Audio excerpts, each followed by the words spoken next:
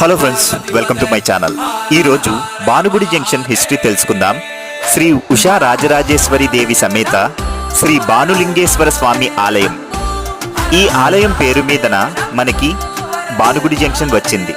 క్రీస్తు శకం 1875 ప్రాంతంలో పిఠాపురం కుక్కుటేశ్వర స్వామి ఆలయంలో భాను అనే యోగి భక్తుడు ఉండేవారు. ఆయన చాలా కాలం కుక్కుటేశ్వర స్వామి ఆలయంలో సేవలు చేసి కాకినాడలో ఇప్పుడు ఆలయం ఉన్న చోట నివాసం ఉండేవారు. ఆయన స్వర్గస్థులయ్యాక ఈ విషయం తెలుసుకున్న పిఠాపురం రాజు తండ్రి గారు ఈ స్థలంలోనే ఆలయ నిర్మాణం చేశారట.